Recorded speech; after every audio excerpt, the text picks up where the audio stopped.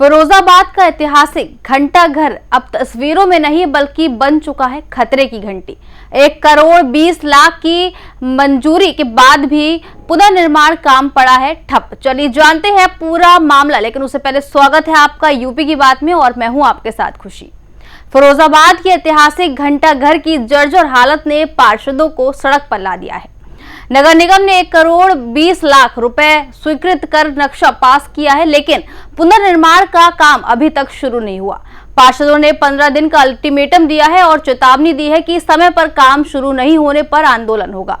स्थानीय लोग भी भवन की खराब स्थिति को लेकर चिंतित हैं। देखिए ये पूरी रिपोर्ट। शहर के ऐतिहासिक घंटाघर की हालत लगातार खराब होती जा रही है, जिससे स्थानीय लोगों में भय और नाराजगी बढ़ रही है।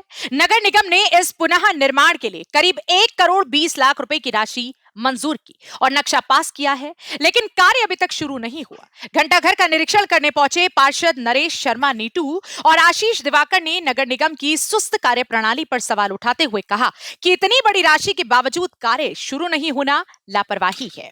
ये जो मेन सदर में एक घंटाघर है, जो भव्य माना जाता है सदर में है, मगर ये मेन रोड पर है। यहाँ पर लाखों श्रद्धालु मगर पब्लिक चलता हुआ रोड है, मगर यहाँ पर नगर निगम को कई बार लेटर भी दिए गए हैं, आगरा कमिश्नर को भी लेटर दिए गए हैं, मगर अभी तक उन लेटरों पर कोई सुनवाई नहीं हुई है। इसका बजट भी पास हो गया 1 करोड़ 20 लाख रुपए, मगर नक्शा भी बन गया है। मैं आपको नक्शा भी दिखा सकता हूँ, मगर अभी तक नगर निगम में कोई सुनवाई नहीं है। कोई इंतजार कर रहा है नगर निगम, कोई हादसा हो तब मैं घंटाघर पर कार्य करूँगा, मगर ऐसा कुछ नहीं है। मगर नगर निगम बिल्कुल लापरवाह हो गया है घंटाघर को देखते हुए। और मेन रोड है, लाखों पब्लिक भी निकल रही है और जयंती भी आने वाली है। कल हनुमान जयंती भी है, फिर बाबा साहब अम्बेडकर जी की भी जयंती है, और 6 तारीख को केला देवी भी मंदिर पर पोशाक यात्रा भी निकलेगी और मेन रोड से होते हुए जाएगी। इधर ही से राधा कृष्ण मंदिर से प्रारंभ होगी, मगर इस पर कोई तरीके की सुनवाई नहीं हो रही है। लेटर भी दे चुके हैं कमिश्नर को भी, नगर आयुक्त को भी, मगर कोई अभी तक सुनवाई नहीं है। बजट भी पास हुआ है।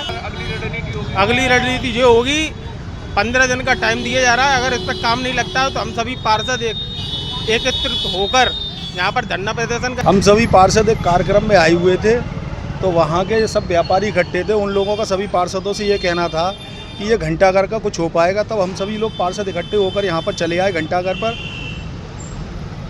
हमारे सदन में अभी कई बार ये मुद्दा उठता आया है कि ये घंटाघर कब बनेगा। घंटाघर की टेंडर भी निकलता है, डिजाइन भी बनती है, लेकिन समझ में नहीं आ रहा था ये कब तक बन पाएगा। जबकि ये फिरोजाबाद जनपद का मुख्य चौराहा है, यहाँ पर लाखों लोगों का आना जाना है। अब देखिए, लेकिन अभी तक कोई संज्ञान लेने वाला नहीं है। कब कोई घटना घट जाए।